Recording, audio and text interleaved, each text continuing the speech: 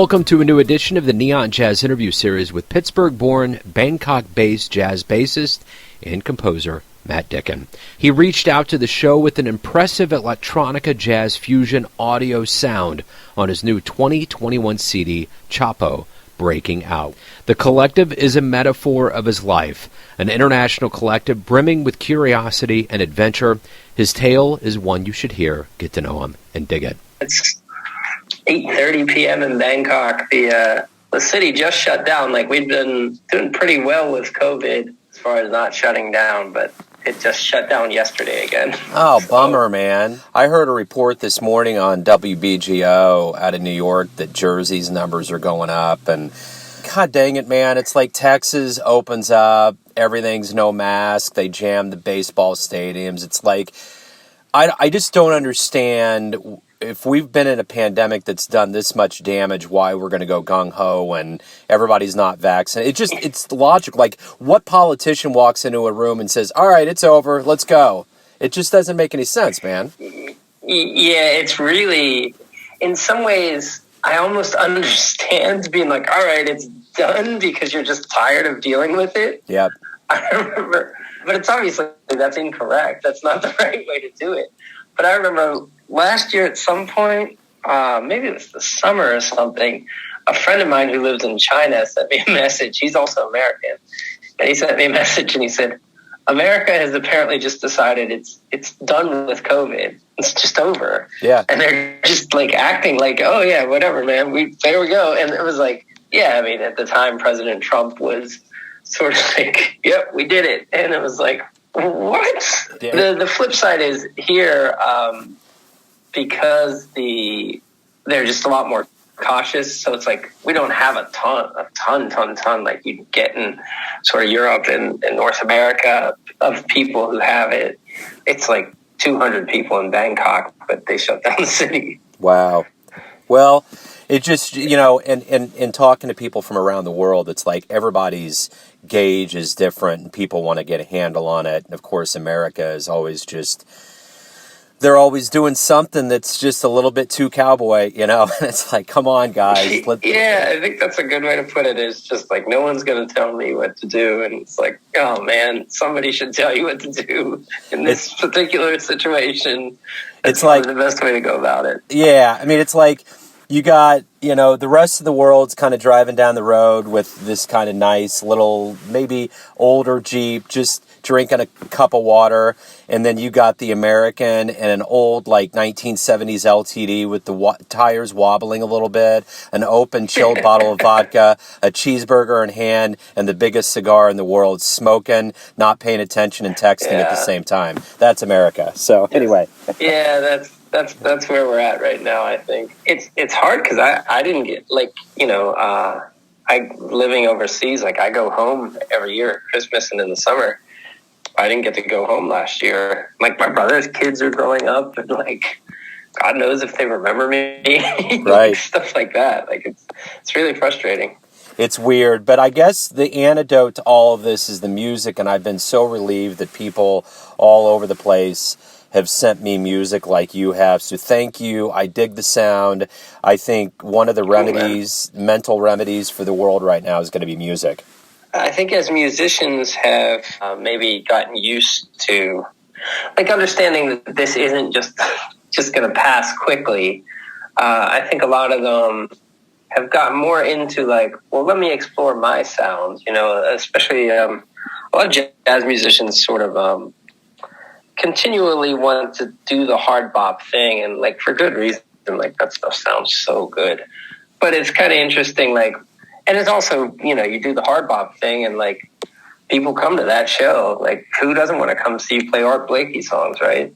But then I guess the flip side is, like, well, now, you're just playing Art Blakey songs in your house. Maybe I think that people are exploring a little bit more, like, well, what if I, tried to make an Art Blakey thing in a contemporary setting, which I find that stuff really interesting.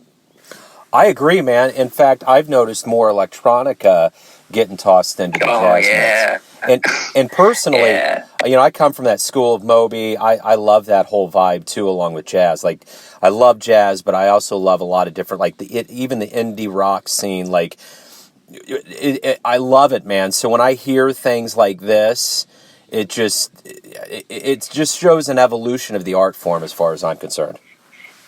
Yeah, see, for me, like, I grew up, I got introduced to jazz, like, through my bass teacher, but, like, I'd heard samples and stuff because I grew up listening to hip-hop. And so, like, I think there was this period in the 90s and the early 2000s where, like, jazz musicians were trying to incorporate hip-hop. Like, even Miles was trying, and it didn't really work. And what you needed was, like, Glasper, Kamasi, somebody who grew up, like, natively with both hip-hop and jazz. And then they were able to sort of synthesize this thing that like, I was doing the just listen to hard bop kind of thing for a long time. And then whenever I, like, just stumbled upon Kamasi Washington, I was like, whoa, guys are making stuff like this? Like, essentially, because he's the same age as me. Like, guys who are the same age as me grew up with the same influences as me. And it's like, obviously, they're making the music that I think sounds really cool. I'm, trying to contribute to that as well. Yeah. My wife actually played me a track a couple weeks ago and was like, this is amazing. She heard it on the radio, and she was like, I don't know who it is. And we looked it up, and it was him. And oh, dude. Yeah, He's it was so just great. It was beautiful stuff. So how did this album come about? Talk to me about the cats on the album and how you came up with this album. So like I said, it's kind of an international thing. Everybody does their part remote. Yeah, it came about, I was living in New Orleans like 2 years ago now, and I said to a friend of mine who was a drummer and plays drums on the record, I was like, I think if I were a DJ, my name would be El Chapo, but I would spell it ELLECHAPAUX, and I would just play disco records. And we both thought that was like pretty funny and like silly. And then I was like started, messing around with different ideas and stuff about like it'd be cool to do. Ellington did these jazz suites. The late career Ellington sort of did these jazz suites that I really love, like Far East Suite or New Orleans Suite. I wanted to do like the Chapo Suite. I texted a friend of mine who his name's Tyson. He's a really great musician. He played a lot of the synths and the guitar, did all the mixing and stuff on it. And I said to him, like, do you have any interest in this like hip hop sort of big horns thing? And he said, yeah, of course. And so, we wrote some songs together, and I'm really, really happy with it. The guys who are on it are from everywhere. The saxophone player that I know from my time whenever I was living in Vietnam is this guy Arthur, and he did all the horn charts, and he does all the horns for everything that I do because he's incredible. And then we hired different guys to do that. The dude playing the synth solos is some Berkeley dude named Tommy Knowles, who's really fantastic. So you've already just in this very brief time mentioned New Orleans, Vietnam, you're in Bangkok. Clearly you're American. Talk to me about your path, where you were born and raised, and kind of how you got to where you're at right now. So I was born in Pittsburgh, and I didn't major in music. I majored in communications, and sort of when I graduated, I immediately was like, I should have majored in education because I have a passion for teaching. And I kicked around for a while, and like, if there's a music scene in Pittsburgh, which I believe there probably is, like, I never found it. I never found guys who wanted to play the things that I wanted to play. I have some friends who did, but like for the most part, like, we never found a guy who played chords. So like there was no keyboard player, no guitar player who was interested in the stuff that we were interested in. So then I ended up, kicking around different jobs after graduating, and I was like a car salesman at one point, and some guy said, you should move overseas if you want to teach. And so I moved overseas and I started teaching, and then I got my teaching certification, and let me think, it was Korea. So I went from the U.S. to Korea, then Korea to Houston, Houston to Morocco, Morocco to Vietnam, Vietnam to New Orleans, New Orleans to Bangkok. And I'll probably stay in Bangkok for a long time. I like it here. That's cool, man. What do you like the best about waking up every day being a musician? What do you look forward to as an artist? The thing that I really, really enjoy, I love studio stuff. I like jamming and playing shows and things like that. But there's something about actually like creating something. And like, you know, I joke around with the guys in my band about like, I think I like rehearsals more than I like shows a lot of times, because like in rehearsals, everything's still up for grabs, you know. Oh, what are we going to do here? We're going to do that. The show, it's kind of like, you got it. Like, now you're doing it. And yeah, like, and you know, so the thing that I like the most is sort of writing something. I you know, my biggest influences are the guys that I'm recording with or playing with. And so like, cause I'm always writing with them in my mind. So like, will Miles think this is rad? Like, will he think this is dope to play on? Will Tyson, for the Chapo one, especially because he was the main collaborator, is like, will Tyson and Arthur find this groove cool? Or will they, you know, if they're not going to nod their head to it, if they're not going to really love it, then I don't want to play it. So I really like sort of creating things that my friends are going to love.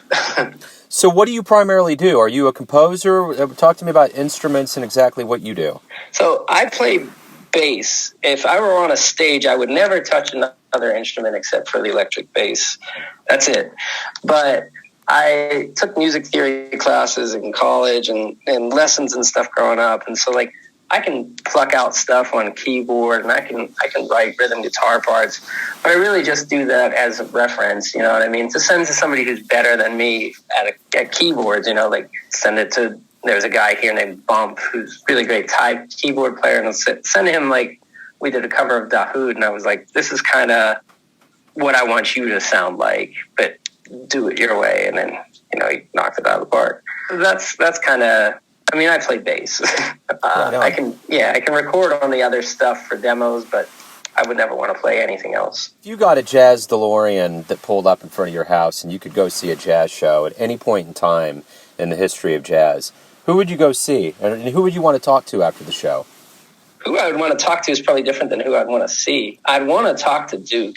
You know, with the suites that he did at the end of his career really are the thing, like, that keep me writing. Like, I have a New Orleans suite. I have the Chapo suite. I've finished, but we're not done. But, like, it's not fully recorded yet, but I have all the songs written and stuff for a Bangkok traffic suite. So it specifically is about modes of transportation. And it's like something about that, like, it's like being an abstract painter. Like, can you express this idea without words or anything like that? So I would want to talk to Duke. To go to a show, I went and I saw Kamasi at Jazz Fest a couple years ago, and I really couldn't imagine something better than that. But I guess maybe Miles' first quintet is probably, you know, incredible as well. So what do you hope we all realize about this absence of live music when we get back? Like a level of appreciation, silver linings, when both you as a musician and me as an audience member comes back? You know, it's interesting because we've had so much less lockdowns and less of an absence of live music than you guys have had in the States. Like, I played a gig. I played 2 gigs in March, maybe 3. And so I can actually, like, tell you my experience with how it was whenever it came back, which is just, like, it's incredible. And, like, you realize how much people missed it. And, like, and it's you and the audience, right? And, like, you're both doing the same thing. Like, you're both feeding off each other. And so, like, you know, that first gig back after the lockdown, we had so much fun. And it's like, it's not about hitting every beat right or anything like that. Like, you just playing a little bit more loose because you're having fun, and you know the audience is just, like, happy to be there. And so for me personally as a musician, like, it helps me get out of my own head. So, like, you're not up there thinking, like, oh, okay, 2-5-1, blah, blah, blah. You're just, like, having fun because it's been a long time, and, like, everybody just appreciates you, you know? Yeah, I dig it, man. Yeah, I caught a show recently here in town. It was at a local French market, but it was just so nice, man. Just everybody was alive, what I like to call the revival, so to speak. So it's good that the world's waking up. Everyone has a perception of you. You're obviously a very adventurous kind of soul, and your family sees you in one way, your friends see you in another, your fans see you in a different way, but you live your life. What's your perception of who you are? Who do you think you are?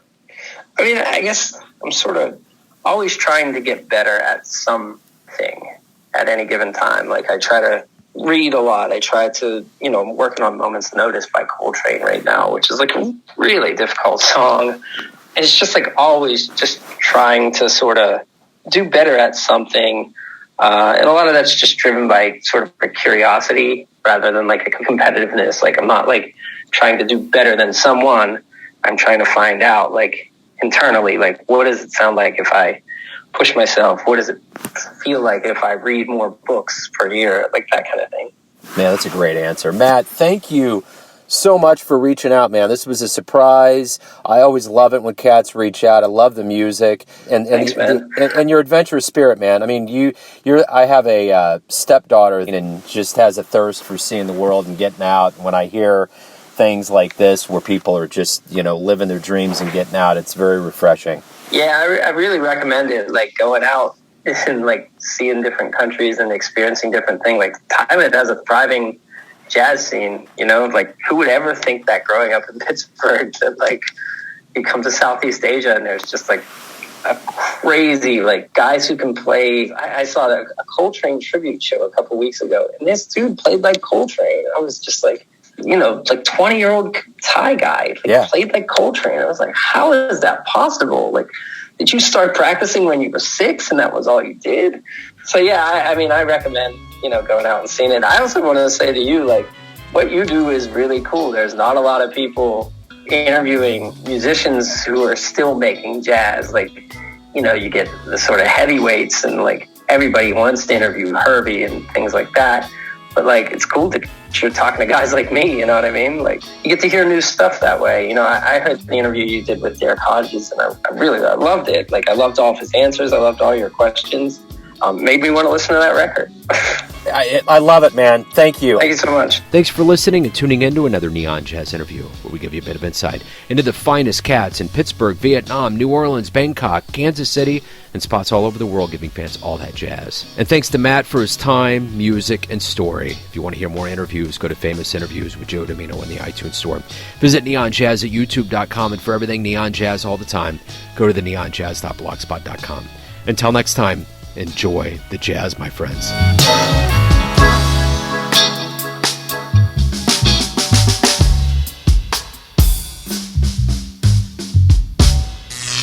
Neon Jazz.